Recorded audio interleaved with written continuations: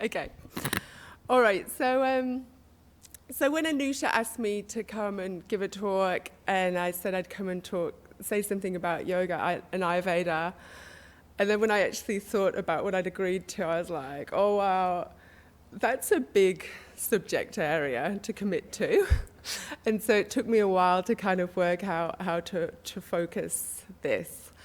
And I like to think of myself as a practical person.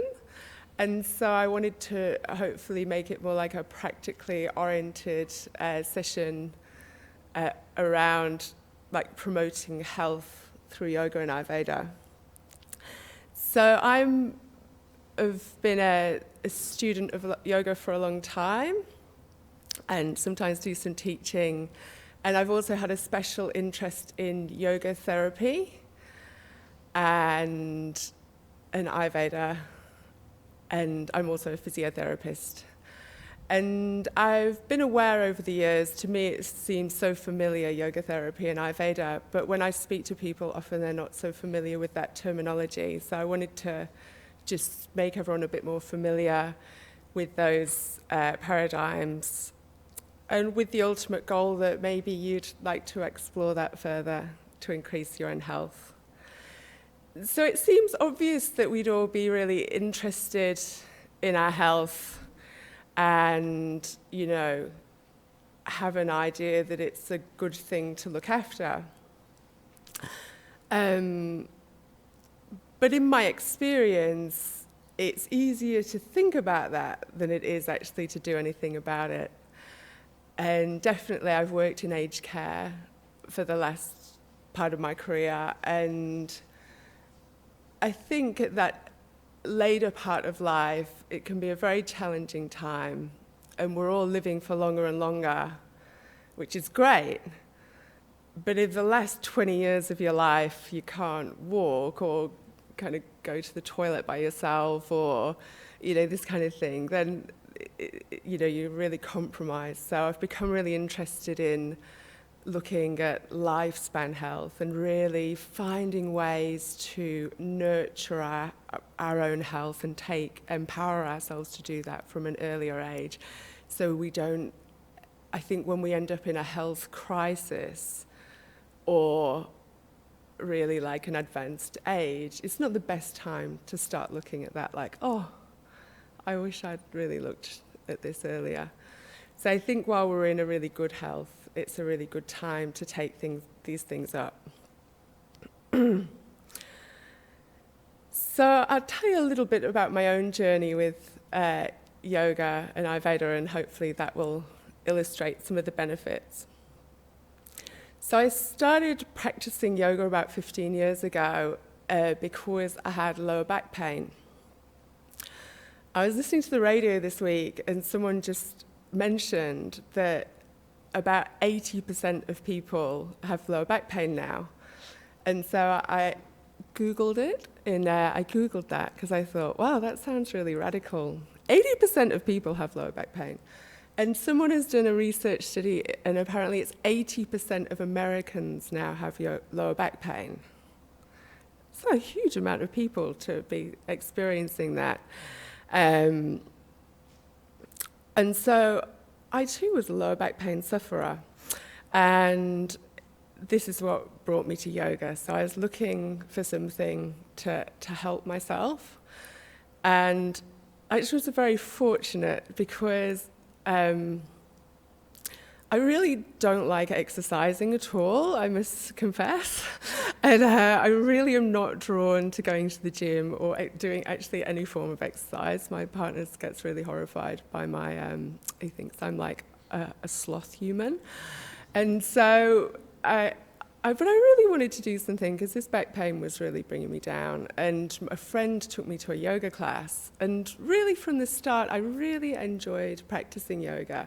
And I was thinking about this today, and I thought maybe it's because you get to lie down on the floor a lot. And I'm not sure. Maybe that's what drew me in. But I always really enjoyed it. And fortunately for me, I met a really amazing teacher who was also experienced in offering yoga therapy. And I didn't really know what that was at the time. So I started going to some yoga classes, and over time I knew that this guy was doing yoga therapy. What's that? Oh, I've still got some back pain. So I decided to go along for a private session. And basically in the yoga therapy session, the teacher gave me an examination, which was quite scientific, almost like looking at different movements in the body. It wasn't like, sometimes we can think of yoga as being like a bit mystical or something, a bit esoteric, but it was very practical, very down to earth. And he gave me a yoga practice, which was I think of it now as like a yoga prescription. So when we go to the doctors and they give us some prescription, this was a similar thing. He gave me an examination, and then he gave me a yoga prescription that I had to go off to do at home. And so this sounds really like a great thing, and I was very enthusiastic about yoga, and I've been enjoying yoga classes. But I will admit, I found it very hard to start a home practice at the time, because going along with my sloth-like nature, I think I'm naturally quite lazy and undisciplined, as most of us are. And when I was faced with the yoga prescription that I knew I had to do it at home to get better, I found it really overwhelming at first. And I just wanted to talk about this because, now I'm a yoga therapist, and I can see it's something that people really struggle with. They come to me and they're really enthusiastic to get better, and I'll give the yoga prescription. But I can see that for most of us, it's really hard to do a daily practice of anything. So I like to think of myself as a good example. Like, if I can do it, I think actually anyone can do it. So I somehow kept going, and I can't say I practiced every day like I was supposed to, but somehow I did enough. I went regularly enough to really notice a difference, and I got a lot better with my back pain. And then also, actually, yes, my life got a lot better as well. And so not only did my back pain got better, but I noticed lots of other changes in my life. And I'm sure that lots of people here, if you're practicing meditation regularly, you'd have this experience as well of these kind of other benefits, so like changes in lifestyle, etc. And this inspired me eventually to start doing yoga teacher training.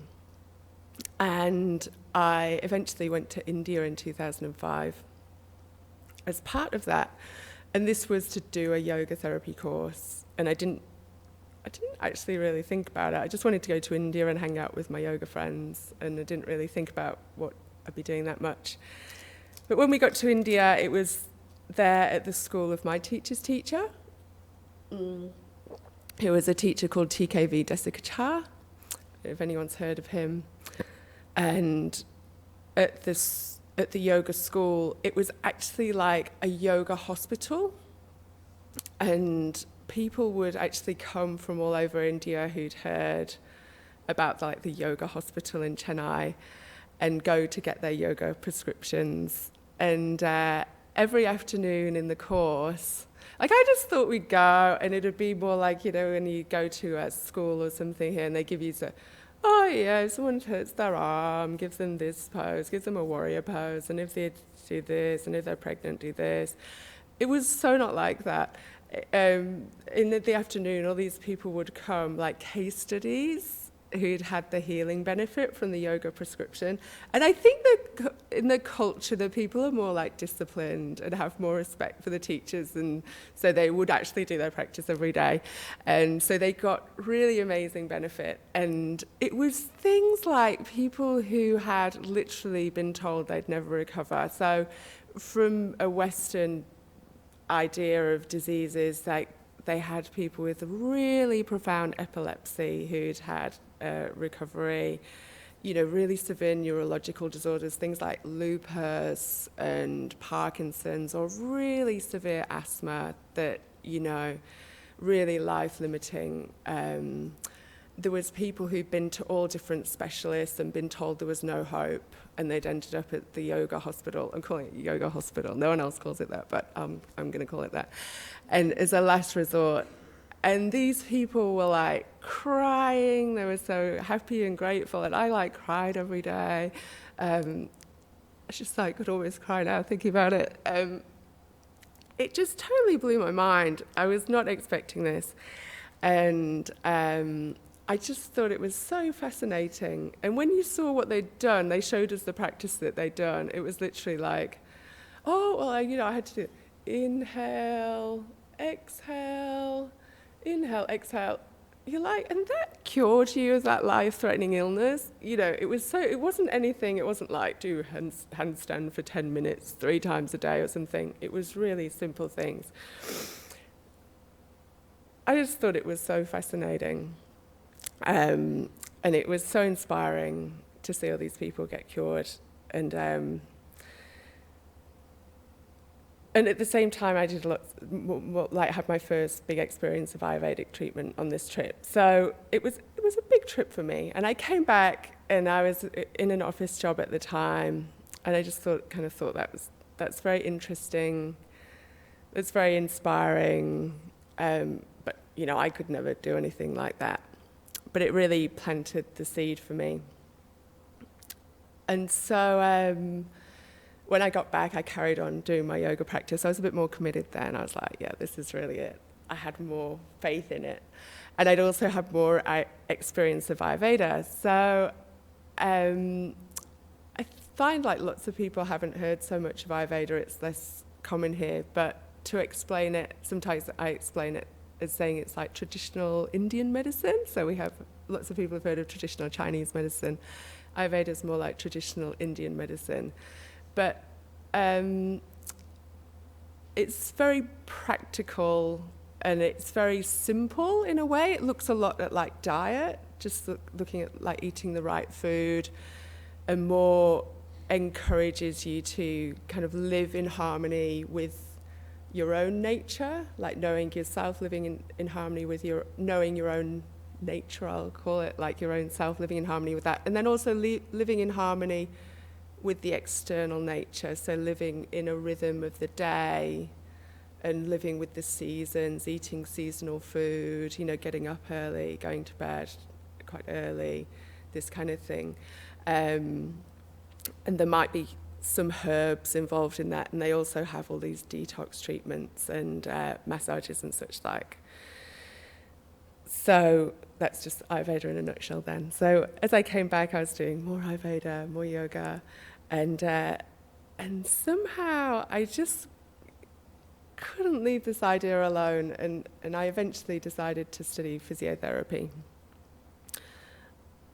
because I thought that would give me the answers about why these people got better at the yoga hospital. I was like, well, they were moving their bodies, and it looked really simple. So if I study physiotherapy, I'll understand. And so I went to uni and studied physiotherapy, and it was really, really hard. And I didn't have a background in anything related to physio.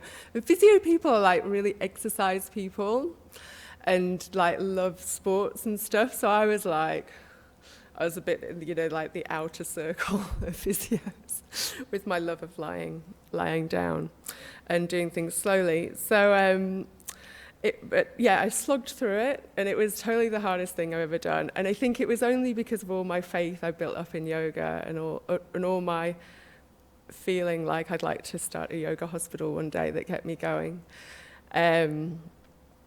And so I got through physio, and at the end of it, I actually felt a bit like, oh, is that it? I just did all this like really hard work, and I just thought I'd be like, I've got the answers. And I actually felt like more confused, if anything. I didn't feel like when I was studying yoga therapy and in India and with the yoga hospital experience, I was just so, yay! And then at the end of physio, I felt a bit like, I felt like I had a lot of information, but somehow it just wasn't quite integrated. And so for the talk, I was thinking about how to bring some yoga philosophy into that. Why is that? Why is it so inspiring from the yoga model, and why did I feel so like kind of empty at the end of looking at the physio way of looking at things? And I think that this is really like the difference between how we consider health in those two paradigms.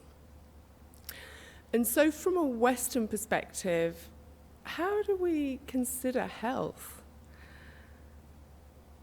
I think that we have like some measures of health, which will be the same for all of us in here. So like our heartbeat's supposed to be whatever, 70, and our blood pressure's supposed to be this, and our BMI is supposed to be that, and we're supposed to have that many white blood cells, and this, you know, like if you had the blood test, it's this. And we're all supposed to be the same. And with physiotherapy, definitely there's like, if you come and see me and just say, yeah, your finger hurts, I'm just going to treat your finger, and then goodbye, come back next week, you know. It's very, it's like taking a very simple view. It's like reducing everything. It's reducing you to a finger for that interaction. Whereas I know that you're more than that. And so I think that with the view of yoga and Ayurveda, it takes a much wider view of the whole person and takes all of that into consideration. And it also considers our uniqueness as individuals. So what's good for me might be very bad for you. It might be very good for you to do lots of headstand, and it might do me a very bad injury, or whatever it is. It takes a much more unique approach. So it's much more complicated in a way, but that's how we get this profound healing benefit, is through being able to absorb that complexity. So in the yoga system, there's a model called the Pancham Maya, which I really love. And this is really, I wanted to share that with you tonight as something from yoga philosophy that's really helped me, and it is something I really like to consider in my own life and when I'm working with people. So in the idea of the Pancham Maya, it's this idea that we're all multi-dimensional beings. So I'll explain it. So we have all different parts of us. And again, it's just a simple way of explaining something that's complicated. But basically it acknowledges that we have the body. So this is the Annamaya, the physical body. So this is very obvious, it's very gross. We can see it, we can move it, we definitely know it's here. And Anna actually means food. And so it's like, it's nourished by the food that we eat. So in Ayurveda, this probably accounts for why the diet's so important. So if we feed our physical level with, I can't resist saying McDonald's. I'm sorry if anyone loves McDonald's, but it's maybe not the best thing to eat all the time. And if we eat, like, say we went, I always remember how to get here because of the big McDonald's. So say we left and just got the big bargain bag, whatever it is, from McDonald's, and ate that in the car on the way home. That would be very bad for the Annamaya. This is the body layer. And then yoga and Ayurveda also acknowledge that this is fed by an animating force, which we would say is the prana.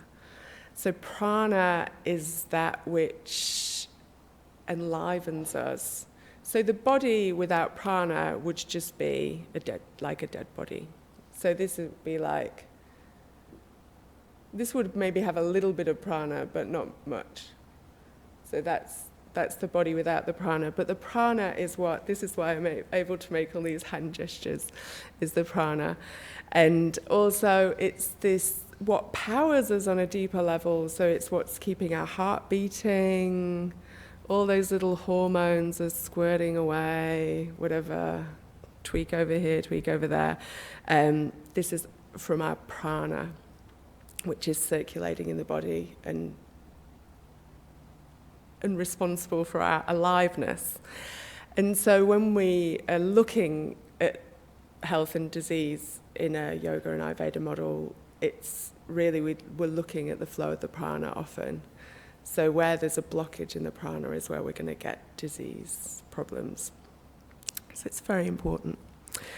There's also an acknowledgement of the mind, so the Pancham Maya, and this is a more subtle layer, but also, in some sense, the source of our health or disease. So my teachers definitely have taught me that the provocation for so many health problems we have is actually stress, which would start in the mind. And all these different layers are influencing each other all the time. So we can't separate the body, the prana, the mind. It's all in there together. And so there's an acknowledgement that the mind's also important. At a more subtle layer, we have our nature. That's how I can explain it. So this is the Vijnana Maya. So I just had a baby recently, and I think you really see this if you have a child, that they're come out like a little person. It's hard to explain that, isn't it? Like, you could say, oh, you've got my eyes and you've got my ears, but you can see there's a nature there. Or I have a brother and a sister, for example, and we're all like pretty different. So we all have a unique nature. And how do we explain that? Yoga would explain it just saying it's from our Vijnana Maya. So this is something which, in a sense, transcends this unique individual self of this incarnation, and we take something of that from lifetime to lifetime. So there's in the yoga model, as there is in Buddhism, there's an acceptance that we don't just come around once. And so that's the deeper level, and that explains why, someone else could have gone in the yoga hospital in India and just been like, nah, whatever. Presumably I have something in my Vijnana Maya which is interested in this stuff. And then the most subtle level would be our Ananda Maya. So this is a very subtle layer of our being that we all have. And I guess I like the Buddhist idea of like Buddha nature. So I think of this as like Buddha nature. This is how I relate to it the best. But in the yoga model, you'd say it's like the divine essence that we all are. So say like the idea of the divine is like the ocean, and we're like a wave. So we're still part of the ocean, and we come out as the wave, and then we'll go back to the ocean. But so the ocean is always within us. We are the ocean. We just feel like a wave, but really it's all one. So I think that's why the yoga hospital was really powerful, because they were never just treating the asthma, they were never just treating the back pain, they were never just treating the lupus, whatever it was. They actually consider every individual as the whole, as the person with the body, the animating force within the body, the mind, and these deeper layers, what inspires us, what's going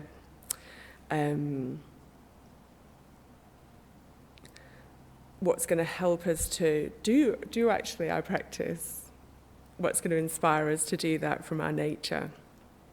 And the Ananda Maya, like acknowledging that we all have this really powerful intelligence within us, and actually that the intelligence of life is beyond our comprehension, and we're all just doing it. We're just alive.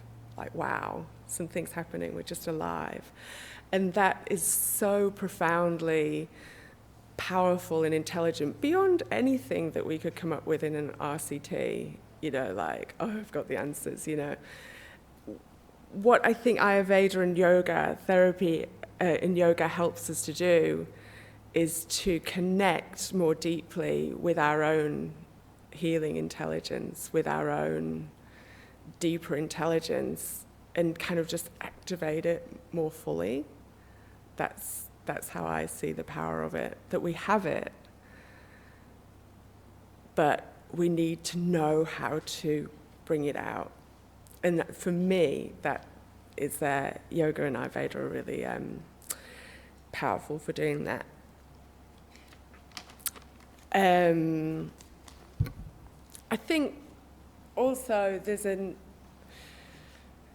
idea that if you're going to offer yoga or Ayurveda, that you also should be practicing it.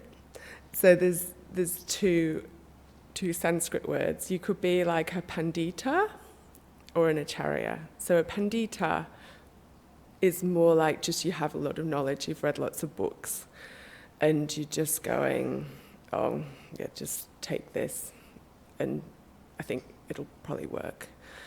Whereas the acharya is someone who's actually walked that path, and they've actually gained the knowledge from their own practice, and have actually experienced something on a higher level. So I think that's really inspiring. So when you meet these people, for example, I have an Ayurvedic doctor in Perth, and you just see her, and you just I just want to be like you. I just want to have what you've got, because she's been practicing Ayurveda for such a long time, and she's just got this kind of amazing glow, and it's so inspiring. Actually, you just feel healthier being around her. And definitely with my yoga teacher, he just kind of looks at you, and you go, oh, okay. Okay, I'm just not going to say anything, I know just what happened. He's like, okay, do this. And you just I'm totally going to do what you just said, because I don't know what. You didn't really have to say anything, but I know that you know what I have to do. Also, so now he takes your pulse, and you just feel so exposed. You're like, okay, I hate McDonald's, And so I think that these people are really highly developed somehow. I'm sure you have this experience with the monks or Ajahn Brahm, that feeling that he has walked the path. Ajahn Brahm's not just sitting here kind of going, oh, I think you should meditate because I read it's really good for you somewhere. He has walked that path, and so we can have more faith in him. Whereas I don't think in the Western paradigm there's any actual real emphasis on that in terms of developing yourself as a person. In fact, my yoga teacher said in Chennai, quite often some medical specialists, if they have a problem or their family is really sick, they sneak them into the yoga hospital, because he's like, oh, I know I'm a heart surgeon, but my mum's really sick with a heart problem, and there's no way I'd do to her what I do to all the normal people, so can you just see her at the yoga hospital? That's a true story. And so I think, yeah, there's that's a difference between the Western and the yoga model. But that's not to say that we'd all be perfect. This is something I've really struggled with, because I feel I'm definitely not perfect. And even having studied for years and years and years, I still have had lots of physical health problems, and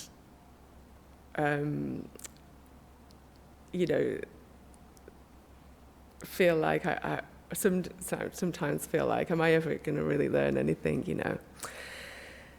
And so that brings me to another a concept in yoga that I found really helpful, and which is the idea of effort and surrender. So in the Yoga Sutras, there's a sutra about the Sanskrit's abhyasa and vairagyam. And the idea is that we make all the effort that we can make. And that might seem pretty pathetic at some times, but we're still making the effort. That might be just to even do, I have to come back to the fact that I had a baby last year. It's obviously a very life-changing situation. And so there's no way I have time to practice yoga for an hour a day or an hour and a half a day, something like that. But so for me, my best effort might be 10 minutes, you know, and that I think we still have to take any effort that we have as being really good. And then the surrender part is that we don't really know where that's going. So we might, whatever efforts we make, we can never say it's going to end up over here. We just don't know. So we have to keep that in balance. We make all the effort that we're able to make, but we're also totally surrendered to the outcome. So I find that with the yoga practice is that we're kind of, hopefully you'll be inspired after today to commit some yoga practice every day. And it can be just feel like a huge effort. And for me, definitely, in my own personal practice, it's been like times where I've felt stronger or more healthy, and then times where you feel like you're going backwards. So that's the surrender. So yeah, I just wanted to, I guess, share that as something I've found useful, especially if you're engaging in some kind of daily practice. Another thing that I think is really differentiates the Western system from I'll say like the yoga model is the idea of relationship. So in the yoga model, hopefully we'd actually establish a relationship with a teacher or like with the Ayurvedic doctor or something like this, which is really going to help us to optimize our health outcomes.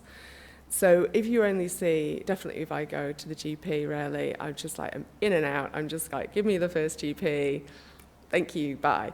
You know, and they have the little thing on the computer, it's fine. But this is if we want to go into that deeper level of healing, I think it is really useful to foster those relationships, and that's actually part of the healing. I think when you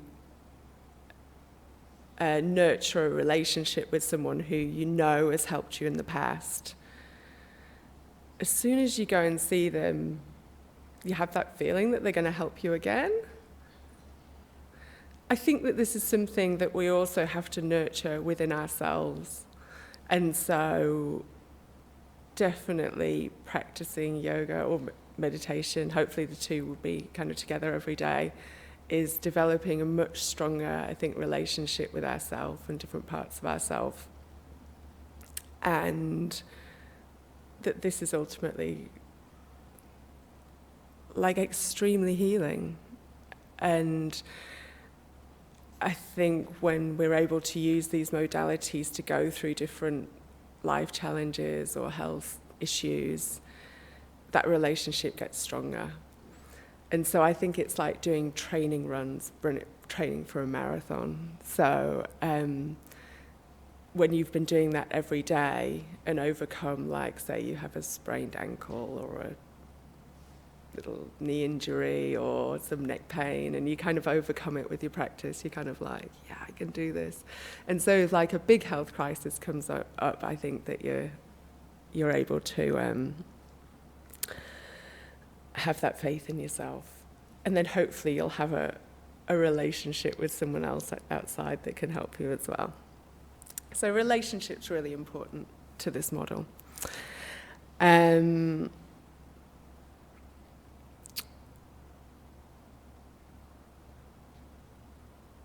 of touching on that in the idea of the multidimensional self as part of ourselves. So we all have this contained within us, is this like idea of, it's a shraddha, it is faith. We have this feeling of faith within ourselves towards something which like really inspires us, which drives us on. So this is within like in the Vijnana Maya, which is more like our nature or our personality. As part of that, we all have a source of inspiration which is really deep and potentially might really inspire our lives. So this is the other thing I really wanted to share with you tonight, because it's just something which is so meaningful fall to me from these teachings. And I think by getting into that situation of a daily practice, and also by optimizing our health maybe through something like Ayurveda, we're creating a situation with more clarity to experience this. So it's definitely within us, but we maybe have to create the circumstances for it to be more evident. So it definitely doesn't have to be related to yoga. I like to think that my Shraddha is related to yoga. Maybe I will open my yoga hospital one day. But it might be something like, saving stray cats, or it might be like for Anusha, helping with the Buddhist society, or it might be, I don't know, I really like Fireman Sam at the moment. I don't think that's my Shraddha though. But Fireman Sam has really strong Shraddha for helping the people in Pontipandi. So I think that's another benefit, and also something that will be really important for healing on that deeper level. So I think that when people go to the yoga hospital in Chennai, that's kind of why it works, because it's such an inspiring place, and it really gives people that potential to connect with those parts of themselves which have the faith that they can actually get better. So I'll just round it out with one last concept that I really love from yoga philosophy. And that is, how would we know that we're connecting with our Shraddha? How do we know that we're on the right direction? How do we know that we're kind of connecting with those higher levels? And this is something that's called Atmatushti. And it's translates as something like, it's like when we feel that sense of our heart opening. We feel like those little moments of inspiration, and the teaching is that that's what we should follow. And so I think it's really useful to start looking for this in our life. It can be in lots of really small moments, or we might have those really big things as well, where we overcome a massive challenge, or have an amazing healing experience with someone. But I think it's really useful this has been another teaching that's been really meaningful to me I'm not with my teacher all the time. I get definitely confused by lots of things. And so how do we know we're on the right track? How do we know that we're making progress? And so I always think of this like the Atmatushti, like what speaks to our heart, what gives us that feeling of inspiration. And that's how we know that we're going forward into these higher levels, finding our Shraddha, finding our ultimate inspiration. And if you're not sure what that is, I'll finish with a quote from Chogyam Trungpa, who's a Buddhist teacher I really like.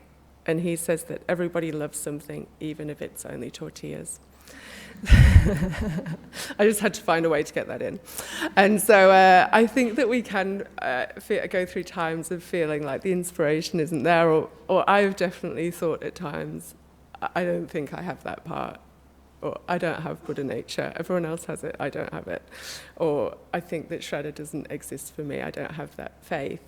But then I remember the quote from Chogyam Trungpa, and remember to enjoy the tortillas and start from there.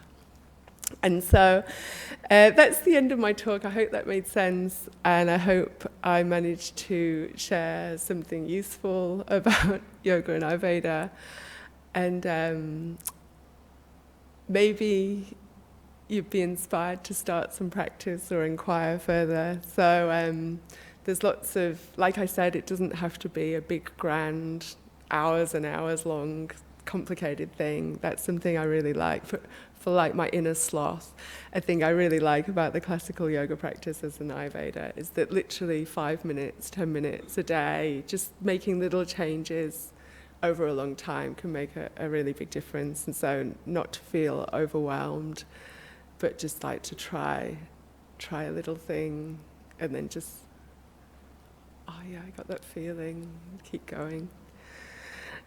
And so, yeah, if anyone has any questions, I hope I'm able to answer a question. Thank you. Yeah. Oh, yeah.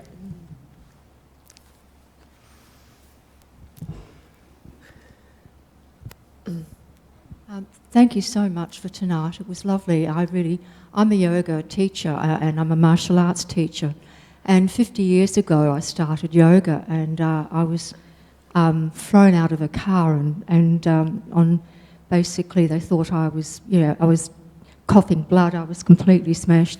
When I went to hospital, the yoga helped me so much, the breath, because I could actually breathe, whereas if I didn't have to go on the lung machine and other things.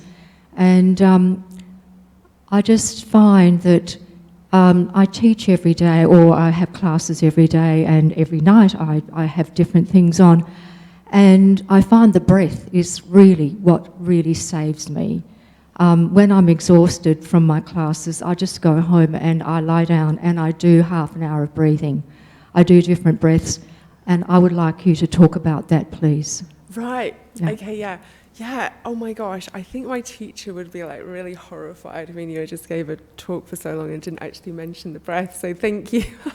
I think that's such a beautiful thing that you shared. I think from your story, that also that you cultivated the faith in your practice, that you ended up in a really terrible situation health-wise, but you had this strong connection and were able to connect with the breath, and it helps you. So in the multidimensional view of the self, I said some things about prana, and the way that we move and mobilize the prana and access prana for the body is actually through the medium of the breath.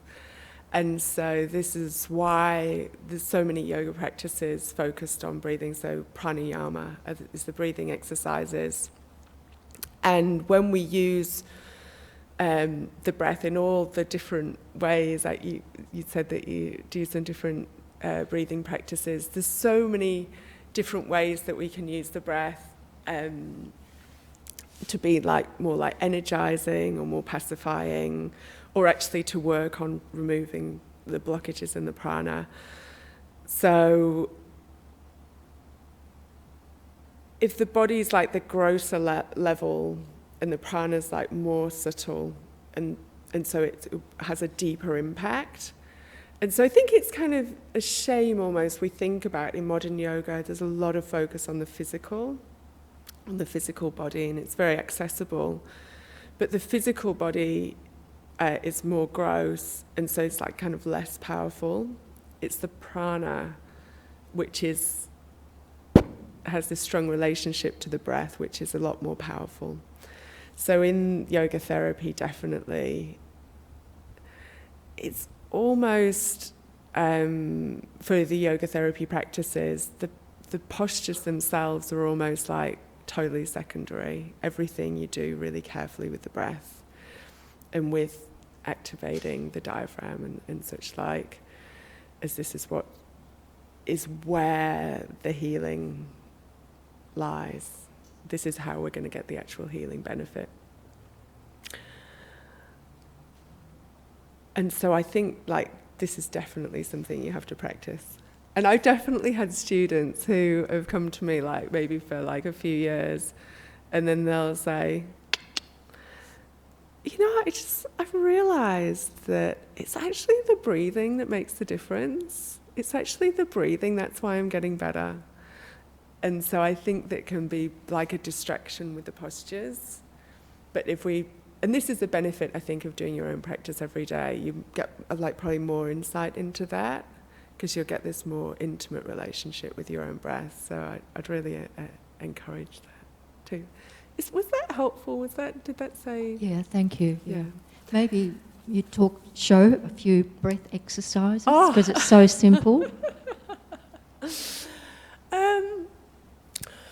Well, I guess where I always start with my students, anyone who comes to see me actually as part of my examination, as part of my assessment process, is actually to examine the person's breathing.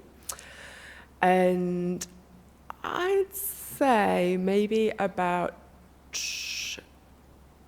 once or twice a year, someone who comes actually to see me and is activating a diaphragmatic breath. So barely anyone who comes to see me for yoga therapy is even like breathing with the diaphragm. And so, like from a kind of an energetic perspective, you can imagine that that's not great. So should we do some diaphragmatic breath together? This is like, I reckon that this is the bomb. This is the thing that we need to know. Everything's better if you lie down. That's what hopefully I've shared from my talk as well today. But so the diaphragm is, if you can feel like the bottom of your ribs, if that's possible, but where the bottom of the ribs are, so the diaphragm actually joins onto the bottom part of the ribs, and it's three-dimensional. So it's on the back ribs, and it makes it like a dividing. It's like a big rubber. I always think it looks like a bit like a whoopee cushion. You know, like it's in the middle and it's dividing the chest cavity from the abdominal cavity. Can you imagine that, like the whoopee cushion inside this three-dimensional space? And so actually, I'd say that most people tend to breathe more up here. And when I'll say activate more like an abdominal breath, which is how we activate the diaphragm, we can actually do abdominal breathing just by like going like this and pushing the tummy out, which isn't diaphragmatic breathing. So for diaphragmatic breathing, we actually have to like inhale and let the diaphragm descend. And so there's not any effort around the abdomen. Let's pop your hands on here. So you should just feel this bit expand. And so just taking a breath in through the nose, if you can do it through the nose, that's ideal.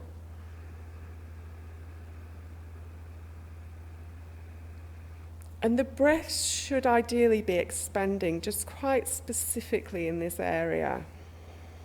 And then just let the breath go out. And then when you're ready, you can inhale again.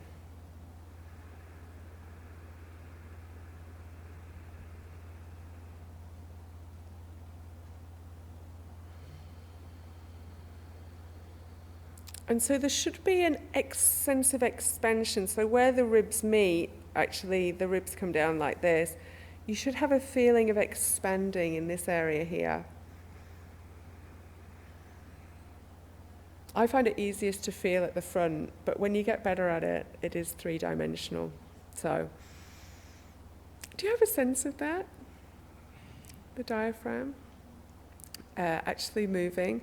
So this is really what's really I've found really amazing as practicing yoga over many years is the observation of the breath is actually endless. So if you can just go home and lie down and have your knees bent, get comfy, and actually activating the diaphragmatic breath, and just keep feeling that, and then see all the other weird things you do with your breathing through the day. You'll have a pattern that's probably not diaphragmatic breathing, so exploring that. But if you can take some time every day just to simply do some diaphragmatic breathing, huge, from this system, just that alone will have a huge impact in terms of how the prana's flowing.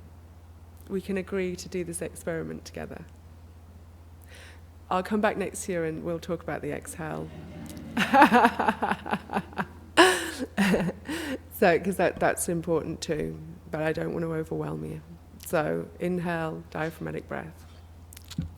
Any other questions? Can I just add that inhaling through the nose and exhaling through the nose is really also quite important. Absolutely. Because of the nitrous oxide, that we only get that if we inhale and exhale through the nose, and that's very important. Yeah. Absolutely. Yeah, because I think in some of the Qigong that I do, it's an inhale through the nose and exhale through the mouth, but it's a totally different exercise. The breath is always in and out through the nose. Yeah. Absolutely. And in yoga, this is like really important for more like, it's to do with like controlling the flow of the prana, and it's always like when you're doing the breathing exercises, there's always that element of control. And also by breathing through the nose, it has all this effect on the good effect on the air coming in. So yeah, it's a very good point. The air in yoga, ideally, always in and out through the nose. I've been having this thing. My partner's snores really, really loud. So I'm like, in the last year, I swear to God, he has woken me up way more times than my baby's woken me up with snoring, than the baby crying. And so we're looking at that thing like Buteyko breathing and all this, which is essentially just training to breathe through the nose like all the time. So, he goes to bed and we stick the thing over his mouth to not allow any mouth breathing. So the yogis knew this already. Is there any other question? I was just wondering, you talked a little bit about surrendering. Yeah. And I'd just like you to maybe explain some techniques that you use for that. Yes, very, very, very bad at surrendering. And so, yeah, it's really interesting actually, because I think especially culturally, we're not trained really, really well in surrender. We're a very doing culture, aren't we? So the effort bit, we've got that down so well. We can all do the effort. We can all do. But the surrender, yeah. So definitely, I would just say daily yoga practice, because I think it constantly puts you in that situation of realizing, actually in a really practical, grounded way, that it's not me. I have to just allow this this process. You realize I think when you start to do daily practice, how little actually you're in control to some extent. To some extent. In some sense, we have quite a lot of control. We can take control of that, do our daily practice, and we're really stepping into something there, taking control of something. But then, paradoxically, at the same time, I think then you realize you actually have no control. So I can't tell you enough, if you want to really explore that daily, little bit of meditation or yoga practice, I think it just helps you to accept that fact that that you can do all the doing, but and I think that's the nice thing about the yoga practices, is it's very practical, particularly to do an actual yoga practice. It's very accessible, I think, even more than meditation, because you are kind of doing something, so to attract your mind, etc. And the doing of it will take you along that path naturally. The teaching's there. It'll teach you about effort and surrender just by doing it. So honestly, daily yoga practice is really, I think, that it's going to be my answer to everything. But I think you'll just start to understand something about that in yourself, which is beyond the mind. And that's really, ideally, that's where this would be taking us. Because we can't understand these things with the mind. We have to get to that more subtle level, I think. Even if just occasionally we'll get a little glimpse of it, and then gone. Any other questions? Can I just say, it's just been so nice having you sitting in front of me for the talk, because I was a little bit nervous, and you're just so nice and keep smiling at me, and I just really, I'm getting a lot of atmatushti about you. I'm like, yes, thank you. So I do a Kriya meditation, Yeah. or yoga, they call Yeah. it. So it is incorporating yoga, meditation, all in together. So Yeah. I find it really beneficial. Been doing it for about a year and a half. How does that impact or play with what it is that you do? I don't know so much about. I've always been in really like one tradition of yoga, and I don't know heaps and heaps about like lots of other traditions. But I think it sounds like we're doing the same thing. I think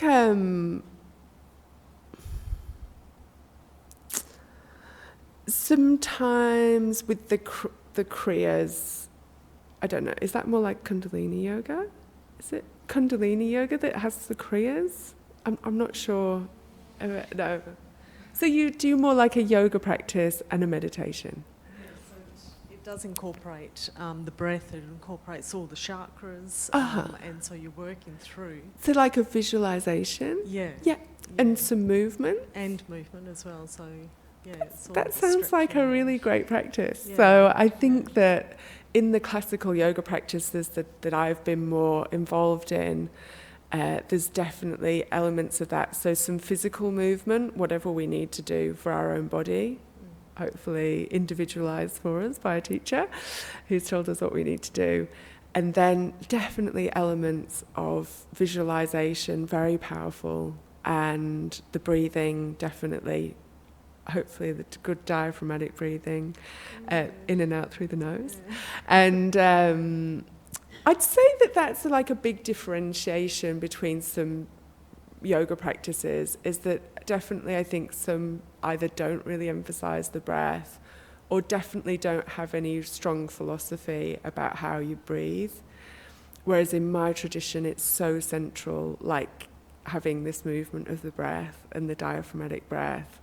And then there is a particular technique for the exhale as well, which really helps to move the prana. So I guess you have to be wary with some practices that you could be doing something quite nice and it feels good, but for that extra benefit, really working with the breath and the movement of the breath, I'd say would be what would make the difference between it being a nice practice and having some benefit to really taking it up a level and getting some really strong health benefit from it. But definitely all the elements that you've said, that's a very classical approach, to have some physical practice and visualization and meditation and breathing all together. Yeah. So it's a very limited thing to ever think of only doing a physical practice, I'd say. Another thing, I damaged my knees Yeah. a couple of years ago, probably about a year, maybe 2 years ago. So my yoga, I've been practicing yoga since I was early 20. Yeah. The physical yoga, that had to stop pretty much. So I'd really love to get back into it, but yeah, it's also stopped me from doing any physical, so any walking or anything that. Oh. And was that from an injury? Oh, yeah, gardening. Yeah. So very common, again, very common. I've had my run-in with knee issues as well, I must say. But I definitely think that with the right yoga practice that targets that, you can definitely make a full recovery. I know that from my own knees. I had a knee problem a few years ago and I was told, I went to see a specialist and all this and had MRIs because it was really bad, and they said you definitely need surgery. There's no way you can come out of this without surgery. And I almost believed them, but luckily I was seeing my yoga teacher really soon after that, and I showed him the MRIs and I said, and they said I need surgery, and he gave me just this look. No. And then just said, oh, just do this thing with your knee with the breathing. Seriously, 2 weeks, I was just totally better. So, see, this is like, I think, how you increase the faith in the practice. So, definitely, we should talk afterwards, and I could definitely help you. I'm quite sure there's lots of things you could do for your knees, all of us. Knee problems, very common. Any other questions?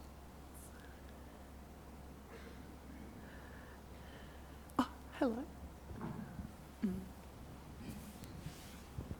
Thank you, first of all, for all your everything you inspired us with.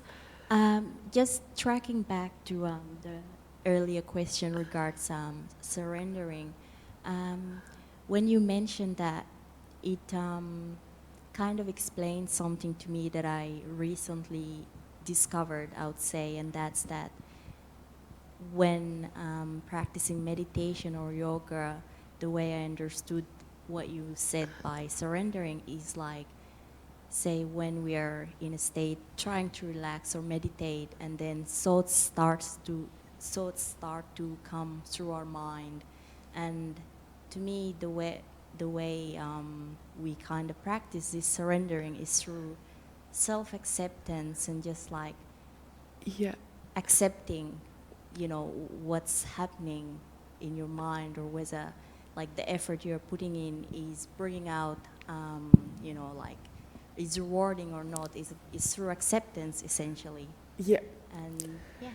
I think that's a really beautiful point, that you could just kind of get to sit with it and you see that frustration, and then you get better at letting it go and self-acceptance. Something is happening, isn't it, to help you deal with that.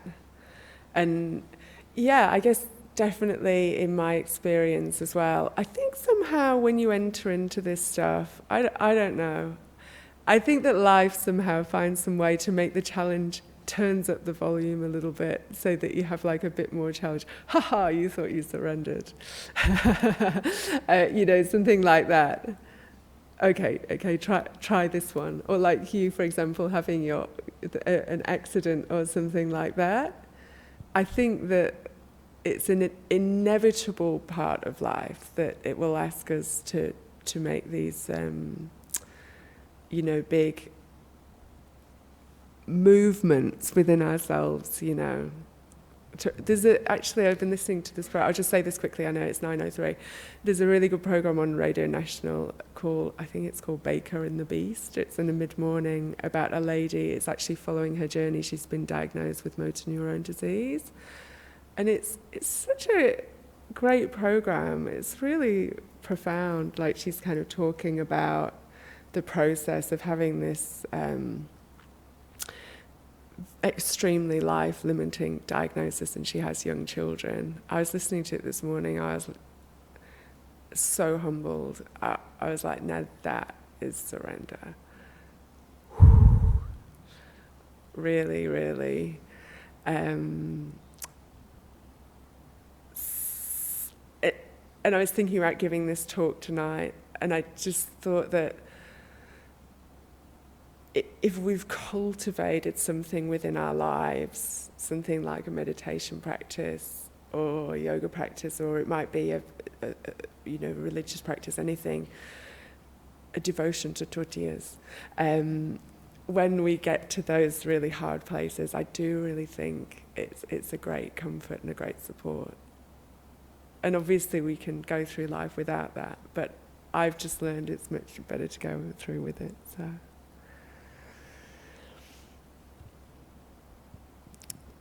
Is that? Oh, yeah, of course.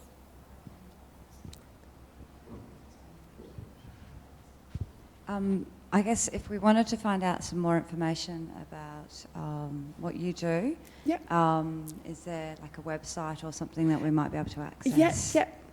So, I'm going, Actually, there's sort of really strange, like I have a website and something like hacked into it, and I started getting all these like weird emails and stuff and I'm like, who has time to do this? Who cares about my website anyway? So I'll have to check into that. But Anusha has all of my details, and I am on some other website that hasn't been hacked as well, so I can definitely point anyone who's interested in the direction of really good information about Ayurveda and also yoga therapy. So yeah.